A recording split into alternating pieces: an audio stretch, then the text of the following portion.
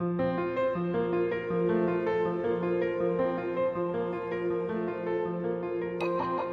is Inner Healing Paths podcast.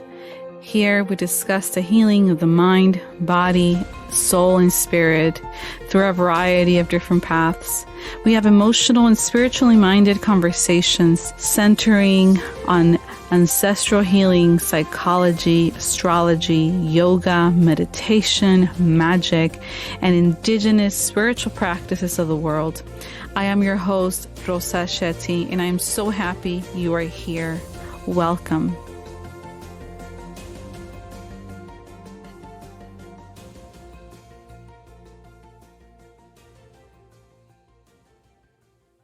Hello, everyone. Welcome back to the podcast. I'm your host, Rosa. Thank you so much for joining again. Thank you for listening, for keeping up with this podcast. I received so many comments and so much feedback from the last episode that I shared, and I'm just so grateful that you all had so many good wishes towards me, and some of you opened up about your own experience, and it's made me realize grief and loss, and pregnancy loss specifically. It is such a universal pain that so many of us experience, and unfortunately it's not talked about enough. So when we go through something like that, we often feel very alone, and like we're the only ones that have experienced this. And so the beauty of being able to share your story, or to share with someone, is that you open up that door for others to feel empowered to share their journey, their story, and to feel less alone on their process, on their grief. So I'm so glad that it resonated with so many of you, and I welcome your stories, welcome your kind words and support. And moving on to today's episode, this is with Carolina Quiroz. She is a mental health therapist, and she's from California. And Carolina and we met through the book club that I host. So she joined our book club when we started back in August, and we've been connecting there ever since. And it's been such an honor and pleasure to meet her and get to know her, and having her on the podcast, sharing her story. She shares what inspired her to become a therapist. She talks about navigating an eating disorder when she was a teenager. We also talk about spirituality and Buddhism, and we talk about books and nutrition and yoga. And as a therapist, she shared some of her some tips and strategies that help her rest and restore and help her clients recover. And it was such a treat talking to her, and I am so excited for you all to listen to her story. So if you want to get to know Carolina a little more, you can follow her on Instagram at Consulting with Carolina, and I'm going to include that in the show notes as well. And before we go to the actual episode, just want to remind you all that you can sign up for my newsletter. You can also send me an email, which is in the show notes, if you want to collaborate or nominate yourself or someone else to be on the show. I also want to let you all know that I have a book that I self-publish, and it's on Amazon for $6.99, and it's a book on inner child healing meditations, starting from connecting with your inner baby all the way to connecting with your inner teenager. And there's space to write and journal about it after each meditation. If you do get it and you share it on social media, please tag me. I would love to reshare that. Also, if you do a shout out to the podcast, please tag me so I can share with everyone. So again, thank you so much for listening. I'm going to leave you all now to the episode with Carolina Quiroz. Take a listen. Welcome, Carolina, to the podcast. Thank you for being here. Well, thank you for having me, Rosa. Like I was telling you, it's such an honor, especially after listening to all of your previous episodes. I'm like, oh my gosh, she's interviewed such wonderful and amazing people. And I was like, I'm just so humbled that she wanted to talk to me too. Oh no, thank you so much for agreeing to be on the podcast. And to get started, I would love to ask you to share with us a little bit about yourself, just for the folks that are not familiar with you and the healing work that you do. Yeah. Well, first of all, even that word, like healing work, I'm just like, oh my gosh, that's like such an honor in such a way. Sometimes I feel like, is this, wow, is what my work, this level of, does it merit that title? And so I'm really grateful even that you mentioned that. But yeah, I've been my primary kind of work at healing work would be as a therapist. I've been a therapist. I was just noticing I graduated grad school. It's going to be 10 years this year. So it's been about 10 years since I've been practicing as a therapist. And it's just amazing even to look back and I'm like, oh my God, it's been 10 years. And then for the past more like, what's it, 2 years or so, I started becoming a consultant for EMDR therapy. I crossed paths with EMDR therapy about 5 years ago. And I just kind of kept being curious. And then I got trained, I got certified, and then I worked on my consultant hours, which I just completed. And so that's been my other path. And I really loved it. Loved talking to other therapists and learning from each other. And then also specifically for like people, within the Latinx community or just the BIPOC community. I just love having that opportunity to share because even when my path as a therapist or even as a consultant, there was a lot of white spaces. So it's really nice for me to give back some spaces for the BIPOC community. But yeah, it's been about 10 years in that healing journey as me sharing healing, I suppose. My own personal healing journey has probably been all my life. So, and I'd love to share some of that as well. Well, thank you so much for sharing. And I do want to ask you, how did you find your calling as a therapist? Or I don't know if you want to call it calling or the path, to become a Yeah. therapist. You know what? That's such a great question. And I think over the years, I've gotten more attuned to what maybe were some of the things that led me to it. Even our last conversation, by the way, this is a plug-in for Rosa's book club.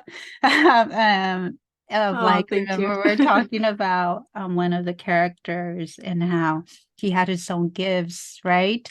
And that just because this is a space where becoming a therapist was something just part of this community, right? Part of this Western community that I think it just led to me becoming a therapist. I suppose if it was a different community, right, and we were back with some of my ancestors, indigenous ancestors, there was no therapist, I would have been something else, you know what I mean? So I think in part, there's that. It's just like that was um the opportunity that was available. But for me also, I think I've always been a very empathetic person, and that I think came mostly from my parents. Like they're very empathetic people, and they really like to help people out. They've always been like that all their lives. And so I think that got passed down to me. And also I think as like part of the Mexican community or the Latino community, I think we're giving is an act of love for us. And so I think there were just some things that were inherited to who I am, but also some things that I inherited from my parents and who they are as people. So I think that was probably one of the main factors of how I became a therapist. And there's so many other things I'm sure that I can't even think of right now. Okay. And Carolina, you mentioned about being empathetic, and I was wondering because I identify or I consider myself a highly sensitive person, Yeah. and with that comes this high level of empathy. And you mentioned yourself being very empathetic and getting that from your family, from your parents. So I'm wondering if you're familiar with highly sensitive people, and if you are, do you consider yourself that or highly sensitive in Yeah. general? Yeah, I've heard of that term maybe a couple of years ago. I think it's more of a recent term, right? Like recently, I thought it was excellent, and actually, it was introduced by a client of mine, and she's like, "Have you heard of this?" And I was like, "Oh, well, thank you so much for letting me know." Um, I think I can be highly sensitive when it comes to certain things in my life, certainly when it comes to people. And I'm very attuned to them. Like I said, my parents are very empathetic, sometimes overly sympathetic, where they've kind of placed their needs um, secondary to other people's needs. And so I've had to learn also how to balance that out. But I feel like in other areas, I could actually learn how to be more sensitive. Yeah, I would consider myself in some areas, particularly when it comes to people. Yes, I am very sensitive to their energy, and there's a lot of regulation that comes with it for me, because a no could sometimes feel so hard in my heart, even though cognitively, like, right, I'm like, oh yeah, of course they could say no. I could say no. It's all good, right? But then when someone says no or something, it's like my heart is like, like, it feels so much. I definitely have that when it comes to people, and it's such an asset as a therapist and even as a consultant and as a mom. But also I've had to learn how to balance it because I could become really overwhelming when I hear a response that even though cognitively I'm good with, my heart is so sensitive to it. No, I think that's been my journey too, just as a sensitive person, also very empathetic, to be able to set those emotional boundaries with whether it's family, clients, I think that my younger self, maybe myself as a new therapist, I don't think I had those boundaries. So it would just be overboard in terms of empathy. And that, for me led to burnout just because I didn't Mhm. know how to dial back that that that level of empathy, especially at work or with the clients that I was working with when I was very young. So I think I've made progress, but yeah, empathy, I think such a wonderful gift. But if we, for folks that don't learn how to set those boundaries, it could also be very, very overwhelming to live with this. And I'm just talking about my own experience, to live with this high level of empathy towards others, towards everyone, right? Or pets. For me, it's like pets and children, and Yes. it's just really, really hard. Yeah. Yeah, I completely agree. It's been such a balance. And there's certain areas, like I mentioned, like I could be very sensitive when it comes to relationship, even partnership. Um, it's like sometimes I have to tell myself, like, okay, Carolina, I need you to breathe right now. There's it's okay to be uncomfortable if it's safe. There's no reason to like, I'm done. Right, my mind wants to like, right, because it's so uncomfortable to hold whatever those feelings are. So I really had to literally talk to myself, and I still do this until like just yesterday I did it, right, like, just breathe, it's going to be okay, just it's okay. And so one of the things I tell my clients when I work with them, like, everything that we're talking about, all these practices I'm doing, and there's no end, at least for most of us. It's like a lifelong process of practice, right? I'm like, I also breathe through discomfort when I know it's safe, right? It's okay. So yeah, absolutely agree with you, Rosa. It's such a beautiful gift that has helped me connect. And I think um, has helped me be a better therapist, and just a better person in general, like being socially aware, socially conscious, right? But it's also it's so powerful that it could get overwhelming, and there's a lot of rest and restore. I have to integrate rest and restore in my practice as well. Yeah, and going back to your story, so you becoming aware that you have these gifts, these things that have been passed on, from your parents, and did it just seem natural to go into this field, or did you explore with other things initially? How did you decide, okay, the best place to use my gifts is in the therapy room? Yeah. Yeah, I did explore different things. But interestingly enough, when like I think I was in high school, right, when you have to make your decisions of like going to college, and there's all of those conversations that you have with parents, or at least my parents have always been very academic forward parents. So it was always the conversation of like, okay, that you have to think about your career, sort of thing. So I don't know if it was just something within me that was like, well, just explore psychology, just go ahead and do it.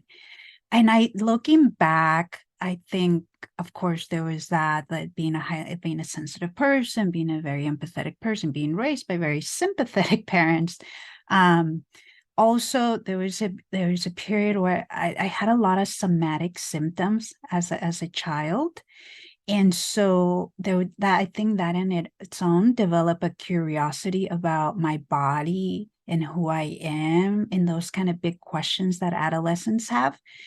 And I was also struggling with well, I would say the beginning of an eating disorder during that time. And so I think that probably in my mind set the path towards like me wanting questions and having questions and wanting answers.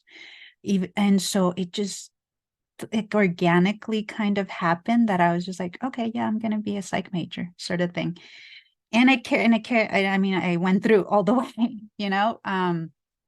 But there was a period, especially when I was going to go to grad school, that I thought, wait, is this something I want? Or maybe it's something else. And I remember I took the LSAT because I at one point explored law. And I think my personality in some ways fit that also prototype. But at the end of the day, I just felt like I still needed much more exploration on myself. So I could be of service, whether it was in that law practice or as a therapist. And so at that point, I was coming out of that eating disorder. And so I think because I was in my path towards recovery, that it just felt like I owed it to myself to really engage in a practice where of self-discovery, and therapy was a much better path than law. I just felt law would have just kept me in that same perfectionistic mindset. Thank you for sharing that, because I feel that we don't talk about this enough as therapists, in terms of how our own healing journey is connected to our path, becoming a therapist, right, or our Yeah. career. And I think it's so important to talk about it, because we all, there's a reason why we're in this field helping others. I don't think anyone can say that they go into becoming a therapist, or working, with a specific population, if there isn't some kind of resonance, in either consciously or unconsciously with the work, or some kind of search for our own healing, or our own medicine, almost like searching for the medicine that we need.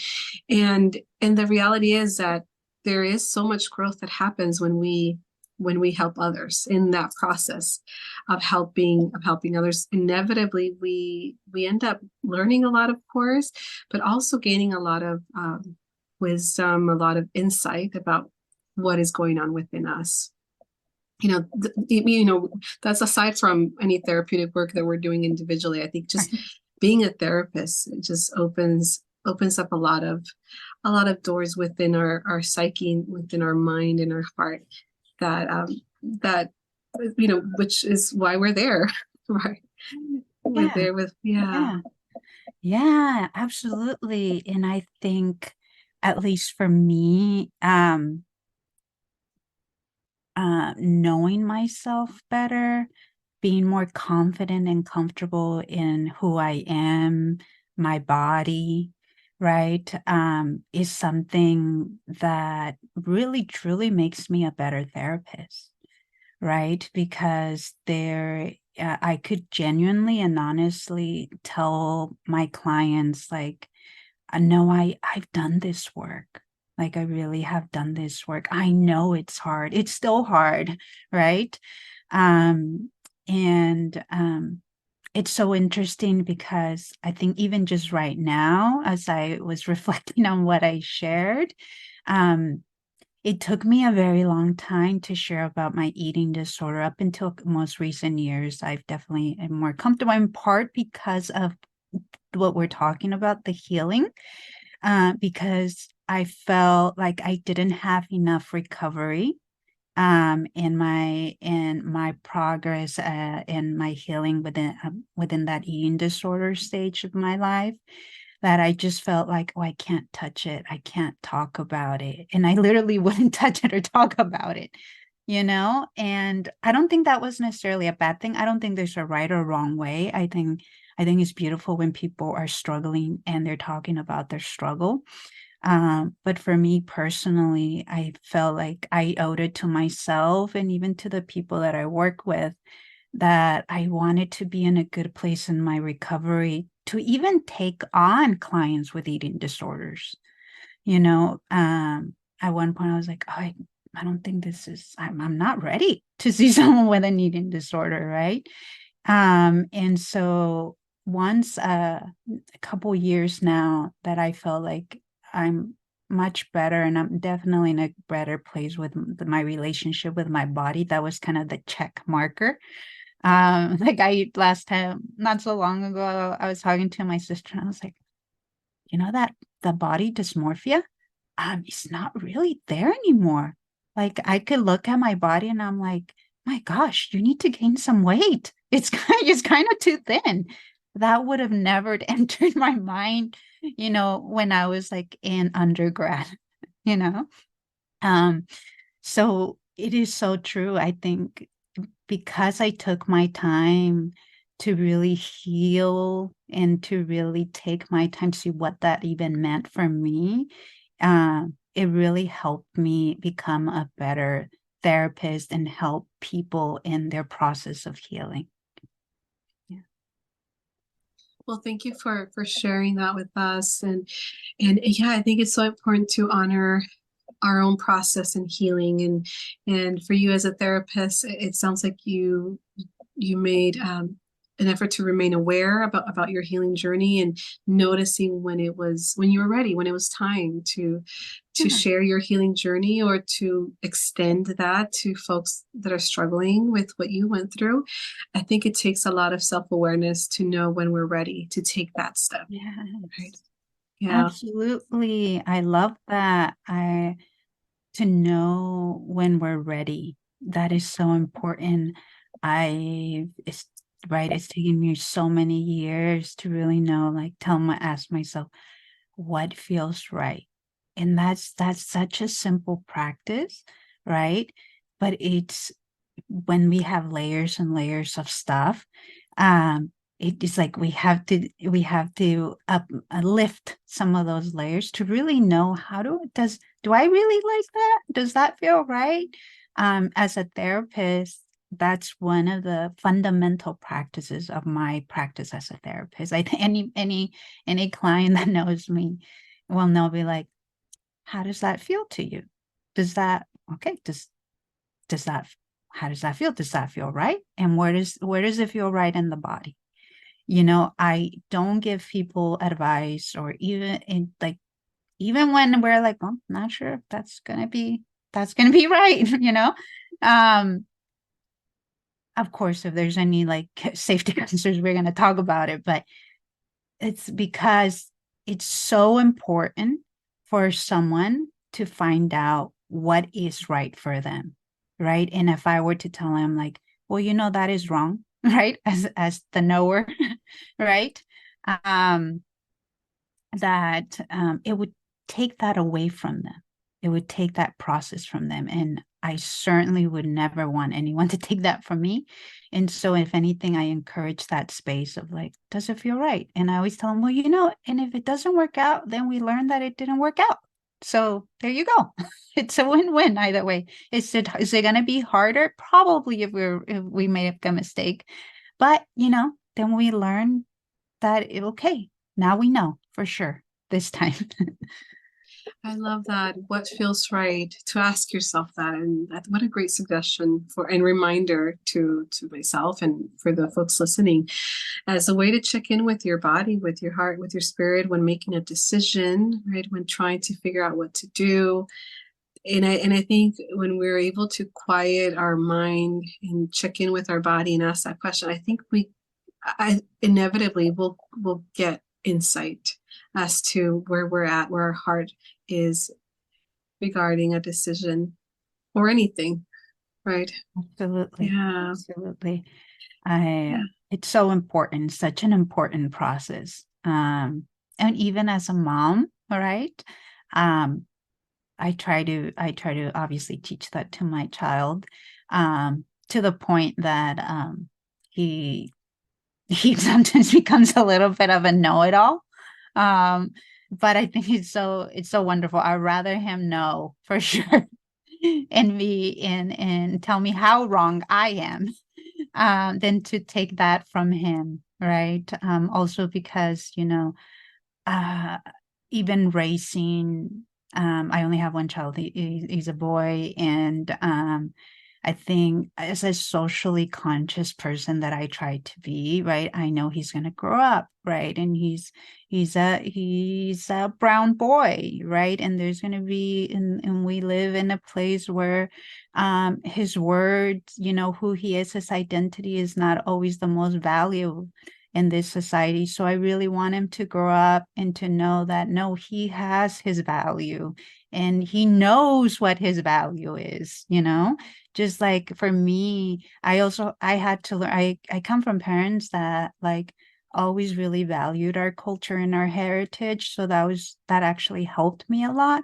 But I also had to learn some of that on my own, and so it's so important for me to give that to him, to know like, no, you know what's right for you, but yeah, I'm sure you maybe feel similar with your little one as well. Yeah, and it's funny because when you were saying that, what came to mind, I tell I'm trying to, she's little, she's 3.5, but I tell her to check in with her body. What does your body say? That's working on that. And she uses that sometimes too, so the other day I was trying to give her dinner and I was telling her, okay, you need to eat. And she was like, my body says no. I didn't even bring that up at that moment, but she remembered, right? Absolutely. And I was like, okay, but you still need to eat. But Yeah, right. it's like but it's a way for them to start practicing their checking in, using their voice Yeah. and letting us know where they're I at. love Yeah. that. I love that. It's like the feminist part of me, which is another very intersectional feminism. It's like that when I was an undergrad, when I first was introduced to it, and it's such a fundamental part of who I am and how I come to see the world, that it reminds me also of my son. Of course, I taught him my body, my choice, since he was a baby, right? Or in Yeah. the womb talking to him about this. I Oh, would read him feminist literature as a baby. I Um, love that. yeah. And even up until now, she's like, I'm like, you need it's time to shower. You're kind of stinky, you know? He's like, it's my body. It's my body if I want to be stinky. Yeah. Right. And so it's like, Yeah. yeah, so It's like, what do you say to that, But yeah, I know exactly. it's I'm such like, a, and then part of me is like, oh man, okay, but you still need a shower. he's gonna be stinky. you know? Yeah, no, it's funny how some, they get so clever with everything and they're so smart, but they get it, right? That Yeah. concept that we're trying to instill. Yes, Yeah, exactly. They I do love get it. that. They do get it. Yeah. Yeah. So I want to go back to something you shared earlier about your process to that as a therapist, you incorporate a lot of rest and restore and a lot of self-care. Well, you didn't use that word, but it's can you talk a little bit more about what you do as a therapist to recover, to replenish yourself in regards to maybe having a very difficult week, as a just living day to day as a therapist, as a mom. What are some of the things that you use to help yourself recover? Yeah. Like such a such an important practice, I think, for a therapist. And I, to be honest with you, I think when I first started therapy, I think I understood that cognitively, like, yeah, of course, you have to decompress, right? But I absolutely was not doing it. Similar to you when you were mentioning about burnout, right? Uh, it's such a learning curve in anything, right? But I remember not decompressing, right? And somehow thinking that I was doing great, right? Which it's not that I was a horrible therapist, definitely not, but um, definitely I was not doing well either, right?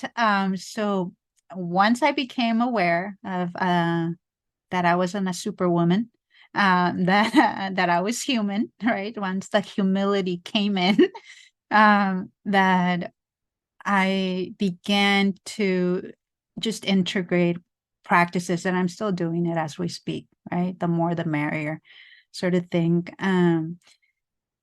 One was, of course, I think you mentioned self-care. Some of them are more connected to self-care, like coming back to my body was really, really being intentional about eating, especially with my history, right? I could easily skip meals. And the thing that I think most of us, right, when we're in that phase of like just like pushing through, right? Or just in general, sometimes we might forget.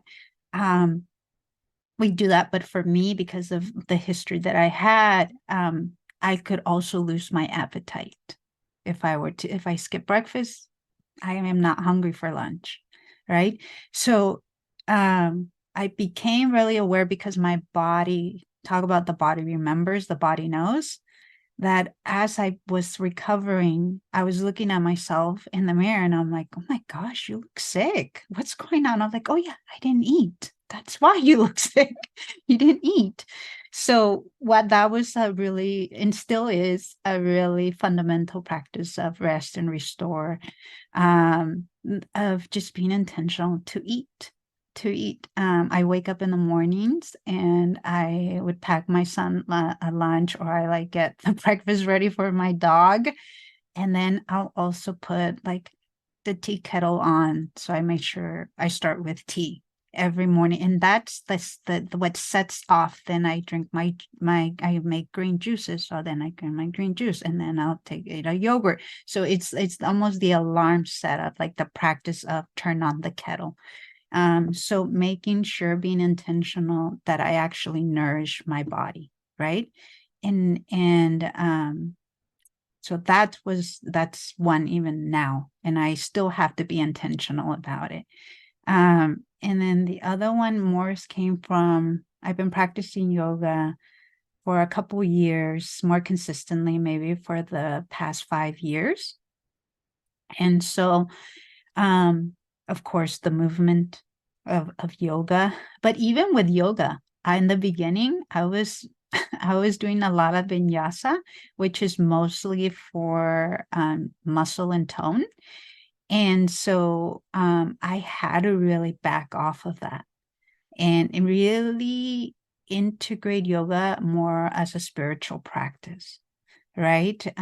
Where I remind myself I'm great. I remind myself to be grateful for my body and my brain and my abilities. So that's another fundamental practice. I practice yoga regularly, and it's just like, nope, I have to go. And I do a lot more restorative yoga as well. So that's another one. And of course, sleep. That's a big one. I also try to make sure I sleep as much as possible, but I would say those. And then for me, my spiritual restoration is, this is also more in the recent years, is Buddhist teachings are very, very grounding for me. And they always remind me um, to, to have an open heart in all situations. And I really do try my best to practice that. And it has really lifted my spirits. And even now, right, globally, so many things are happening. And so I, every time I feel lost or I feel so overwhelmed by what's happening around the world or in my personal life, I will literally turn on, I have a podcast that I follow, a specific one or two, and I will turn it on and just listen to the teachings over and over and over again. Like, okay, get your heart back in place, get your heart back in place. But yeah, those are the Buddhism, nurturing my body, yoga, and then just the other, sleep and things like that. Thank you for sharing your journey with that. I think it's so I mean, you described the, I think, some of the key elements for healing also, right? It's really hard to heal when we're not sleeping well, we're not nourishing our body, when we're not drinking enough water. It really starts with this. And but this is often so, or in movement, right? Yoga and physical activity. But these are the things that are often so overlooked or not even considered, when it comes to getting started on the healing journey. But as a therapist, yeah, this is fundamental, right? And how do you make sure you keep the consistency of this going? Because I know so many folks, including myself, we start with something and then we can't keep it going, or we can't keep that habit of making sure, I have this every day, that I sleep enough, that I eat, nourishing foods, that I move my body. What has helped you to keep that consistency in your life? Yeah. First of all, no magic answer here. No doing the answers, right? Yeah. No, definitely not. But I think that, interestingly enough, what I think keeps my practice consistent has more to do with, coming back to like development of, as those earlier stages in my life, during like, like everybody's like early 20s, and when we're becoming adults and we're thinking, who am I, what am I, all of those questions. I realized that I wanted to be a person that was true to my word, and that always stood very clear for me. And so it became, developmentally speaking, right, a a value and a personality trait of who I am, that you need to be a person of your word, and or you are a person of your word. And so if I'm asking someone like a client or even a consultee to practice something, I better be sure I have practiced this, or I am practicing. Or if not, it's like in my internal lines, like, how dare you ask them if you're not doing it? And I think, so rather than like setting reminders or things, of course, things like that do help, but it has more to do with what is important to me as a person. That's my biggest reminder, because it's almost like, like in, what is it, like Jiminy Cricket in like the movie Pinocchio, that the conscience, right?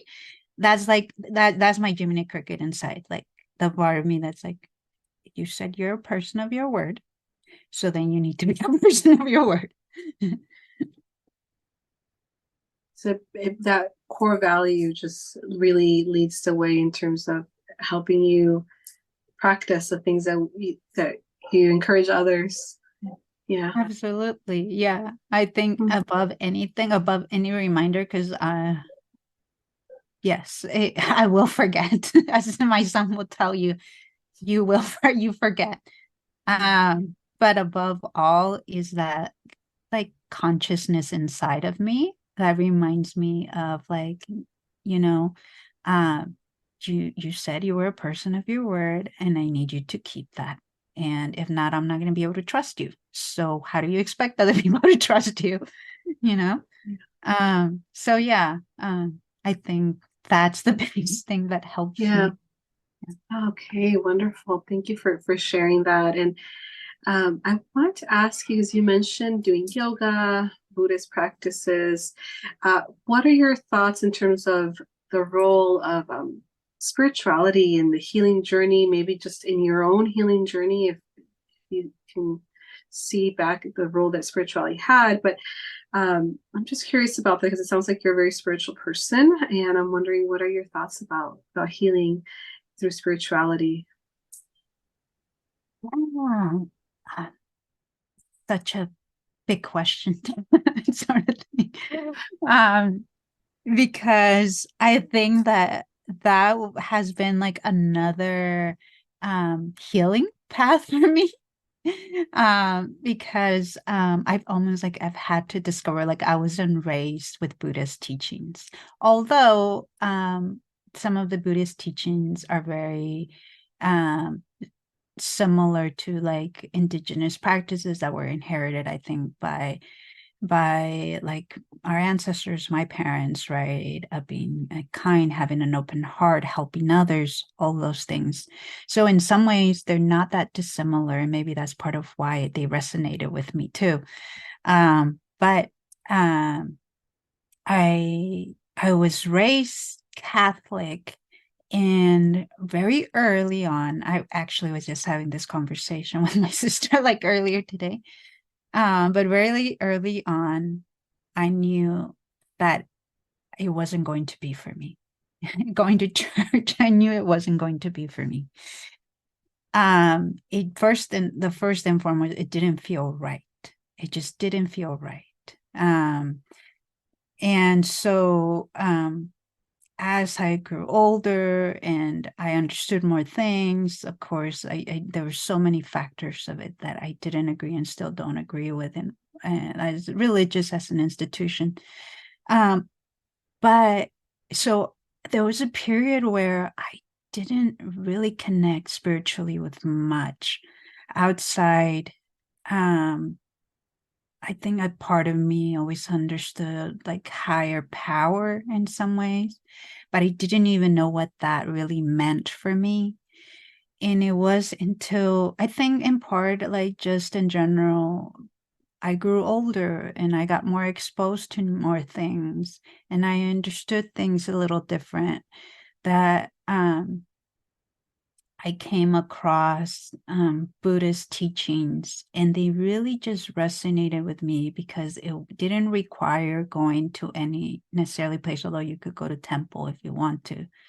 Um, it was simply about being a good human, basically. That's it. It didn't mean that my religion was better than yours. It didn't. So that really resonated with me. I was like, just be a good person. Just be a good person. Right. And and that was very important for me. And it really helped me um give me some direction on like um how to maintain, like I said earlier, my heart open, right? In difficult moments in my life, or just in like socially, like there's so many horrible things that happen in this world, and how to continue to maintain an open heart, and also how to um how it also has helped me interesting also to connect back to like my like ancestors and teachings, which I'm still am. I have so much to learn, but it really opened the door for spirituality to enter my heart again, after years of having it empty per se. So yeah, like I said, it's such a big question, but yes, it is absolutely fundamental. And I invited in therapy to come back to your question. I deviated a little to come back to your question. I do invite it, and I'm definitely open, whatever makes sense to the person. Like I said, I believe in there's a teaching in Buddhist practice about karma, right? And karma being just any effect, any consequence of our actions, whether it's positive, negative, neutral, whatever it may be, and respecting our individual karmic path. And so it is not my place to tell you you're right or wrong. It is your karmic path, good, bad, neutral, to figure that out for yourself. And so I definitely invite in spirituality if they have it, and then I allow for exploration if they want it, if they want to explore. It is something that I've definitely asked. It kind of parallel with my journey of spirituality. I think in the beginning, I had more of a Western mindset of like, we don't, there's two separate things, therapy and spirituality or religion. And now, as I feel very good about where I am, I think I've hold much more space for that for a client as well. Thank you for sharing that. Yeah, and I agree. I agree with everything you have shared. I think spirituality is I don't know, key. It's so important and so critical. And when folks are recovering, healing from trauma, I primarily work with sexual trauma survivors from childhood. So I've noticed just in the work that I do that for those that have a spiritual path, not necessarily religious, but just have some kind of spiritual connection, I've noticed that healing is sometimes that healing journey happens in a broader, richer, more profound way, because it goes beyond just what the mind is perceiving, what we're processing, the memories, right? It goes beyond. It's almost like there's that the client understands the healing of the energy of your spirit, of your soul, which is fundamentally connected to the trauma that happened. So much of the wounds that we experience also impact our energy, our soul, our spirit, and that's not something that we can really work through in just by talking about what has happened or reprocessing memories. So that's part of the journey that I encourage my clients that are open to that, to explore, because I think the healing is just that much profound and richer. But yeah, some folks are not, and that's okay too, right? That's okay to be I think you said to not have space for that, because maybe they were, because of spiritual practices and religion, maybe that's what contributed to so much of the trauma. And that's okay, right? That's okay. It's not a requirement for healing, but I have noticed a profound impact on those that do open to some form of spiritual practice.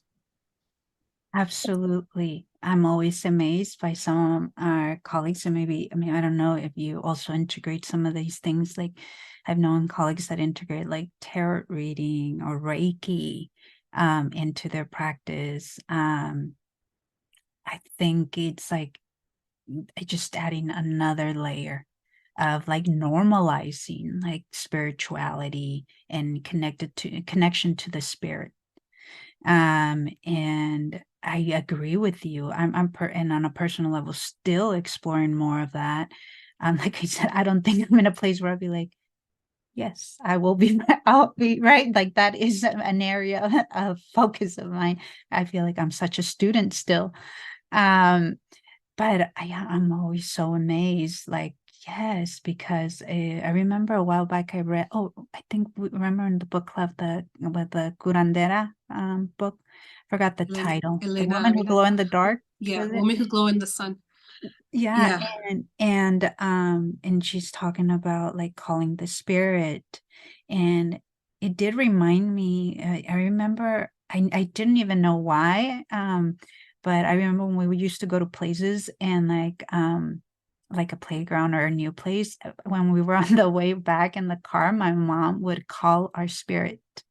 She would be like, "Vente, no te quedes," and she would call us by our names. And I didn't really understand what that was, but it just felt so like I was swayed, right? And so interestingly enough, it was so ingrained in my consciousness that I still sometimes do that to myself, to my soul. I still call myself like, "Come on, Carolina, ven, Carolina." And it just feels so soothing. So yes, I absolutely it and it's so like there's no words almost, right? It's like you've reached another realm almost, you know? And there's no words to it, but like you feel it inside, something like connects. Yeah, yeah, absolutely. What I do love is in regards to our field of psychotherapy and the direction that it's going, I do see more of that now, more spirituality incorporated in some of the practices. I do a lot of parts work informed by internal family systems, and I also practice EMDR with my clients. And inevitably, I mean, when we're doing parts work, inevitably we go there. Even when we're doing EMDR and reprocessing difficult memories, a lot of times I've experienced where some of my clients naturally connect with what they describe is they're reprocessing a difficult memory, and as the session continues on, at some point they start seeing a sense of like they describe it as, oh, I feel like the sense of peace. I see this like everything's gonna be okay. I see this light, or I see so and so. They're reminding me that everything's okay, and of course it's their brain as we're reprocessing. But at the same time, I as a therapist, I take those moments as indication for me as a spiritual person. This is the universe. This is that energy, that spirit moving through them also, and helping them heal and see. And they're seeing this in their mind's eye, and they're sharing it with me in the context of EMDR. But it's so profound to witness how you can go from such a horrible memory to, after a reprocessing session, to seeing a person that reminds them of calmness and lights. And so I don't know if have you experienced that with some of the folks that you work with. Yeah, I love that. Absolutely. Um, I also integrate parts work into my practice as a therapist, and it's so interesting to see how. And IFS, I think, has at least one of the best ways of explaining internal systems. Um, And yes, absolutely. I definitely see that integration. And I think I agree with you. I think there is something very spiritual and maybe not just cognitive that is happening in the healing. And I do think there's like some sort of collective consciousness happening, where they're able to finally connect to all parts within, that is so beautiful, and it can't just be cognitive. And like I'm always amazed when I see it happening. I'm like I'm witnessing, right? I'm witnessing healing, I'm witnessing integration. um and I think it's beautiful. And I think parts work specifically, I've definitely integrated much more of part work in the last maybe 5 years of my practice. um but I think parts work specifically is just such a powerful practice, um, for healing, specifically for trauma, complex trauma, generational trauma. I don't see it working any other way really, other than to integrate parts work, right? Um, what came to mind, I have a book Yeah. and I'm trying to get the name of the author. Let me see if I have it handy. Ooh. Oh, it's right here in front of me. uh, so his name is Robert Faulkner, Okay. and he's an IFS therapist that started when this theory was developed with Richard Schwartz. Mm-hmm. And so he's one of the founders also of the theory. And so from him, I've learned about unattached. I think IFS calls it unattached beings, if I'm remembering correctly. I love Um, that word just on its own, first of all. yeah, some of them are unhelpful, and others are more helpful. So when you think about spirit guides, when you think about negative entities, so he goes there like deep into that world. And what I loved about it is that the internal family systems as a theory, which is a very Uh-huh. comprehensive theory, a lot of research supporting it, also goes there, and it uses this to explain that there are things that we cannot explain, that are not part necessarily of us. They're unattached to us, but they're influencing our behavior. So I recently got his book, and he's going to be on my podcast in a few weeks, and I'm really excited to talk to him. Yeah. And he has an amazing healing recovery story, but he also wrote this book, and it's Oh. fascinating. So I want to recommend it if you have not. What's So the title? It sounds sorry, the title is Others Within Us. ah, Yeah, you know what it Robert Faulkner. reminded me of? Some of it, it kind of well, I just listened to Mark's that it didn't what it was the name of the title? It didn't start with us. About It didn't start with you. it kind of Mark reminds Wallen. me Mm-hmm. of some epigenetic stuff, some of the stuff that it's not ours to begin with.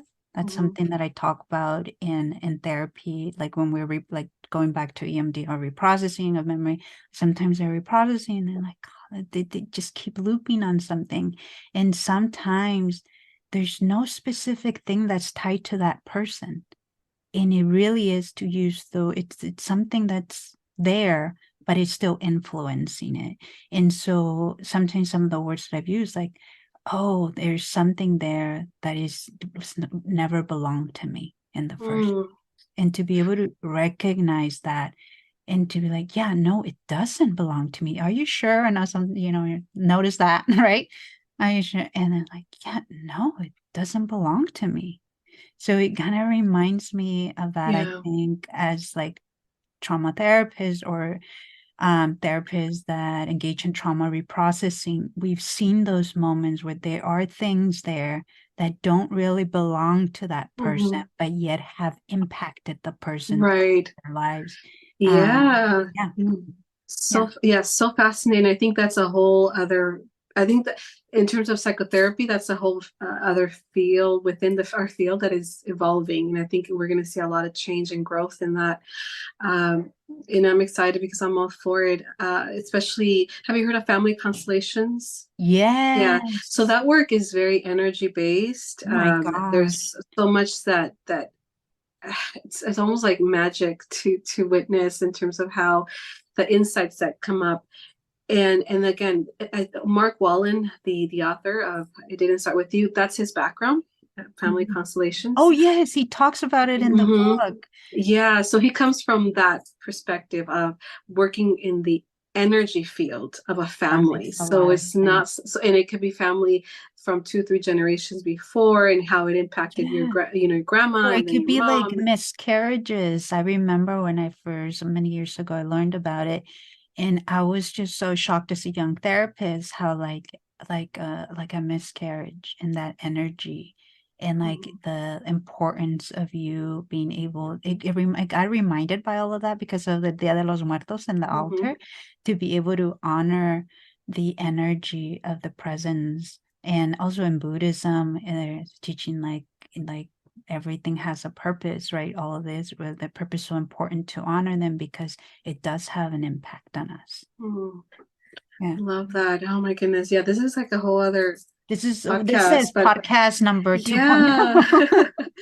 But yeah, so for the listeners, stay tuned. I'm gonna have the author of this book on the podcast, which is why I'm, really trying to understand his work. And but yeah, I think it's so fascinating to start seeing this recognition of the energy field of spirit world and how it impacts us as an individual, our mental health, and how to incorporate that to help us heal, to help our clients heal and get unstuck and progress on their journey. I love that. I'll definitely be tuning in to hearing, and I'll definitely be checking out that book as well. Yeah, I check it am out. It's intense. It's a little intense, but and I heard him on another podcast, and he said that some of the stuff, like I think half of the things that he wanted to talk about didn't even make it on this book, like part of his research, and because it's heavy stuff that we're not used to hearing about, especially coming from a Christian Catholic upbringing and family dynamics. You're not used to talking about the spirit world in a neutral way, right? It's either good or evil, and there's that fear of what is this? Is this a demon? Is this a negative entity? So that book it goes into that realm, and it explores that from a psychotherapy perspective. So yeah, so it's really fascinating. So check it out. I will definitely check it out. I've always been attuned, and that's why I sent you a message the other time about the Dia de los Muertos altar, because I remembered a while back I had listened to something, some sort of medium, and they were doing a reading, and like the person that had hired for the reading asked them if like anybody could come in, including like people with like bad energy, and the medium told them like, yes, they could potentially be near you, but also your ancestors can protect you from it. And so when I thought about that, I was like, I want to be very conscious of what energy I'm inviting into my home. So I'm all about it. Sign me up. Let me know. Sign me into the newsletter. Yeah. Oh my goodness. Well, Carolina, thank you so much for agreeing to be on the podcast. And for the folks that would love to get to know more about you and your work, how can they find you? Yeah. Well, I think the best way to just find me is on my social media page is Consulting with Carolina. And then I'm in the works of setting up my consultation website for EMDR for therapists that want to get certified in EMDR or want to become consultants in EMDR. I'm so happy to share everything that I know, whether it's in the therapy space and the consultation space. Yeah. Wonderful. Thank you. And you're welcome anytime to come back and we can talk more about all the spiritual stuff and altares and Dia de los Muertos. I love all that. Well, thanks so much. I'm so happy to have met you. It's such a beautiful conversation with you. And yeah, so thank you. And so thank you for all of this. I love your podcast, by the way. It's like, yes. Thank you, Carolina. I hope you enjoyed this episode. I hope that you found it healing and nourishing to your mind and soul. If there's a friend that you think would benefit from listening to this information, please share it. Share about our podcast. If you feel called to, please leave us a review, as this really, really helps boost our presence here in Apple Podcasts, and it makes it easier for others to find us. To stay up to date on new episode releases and special events and projects that I'm working on, you can follow us on Instagram at Inner Healing Paths Podcast.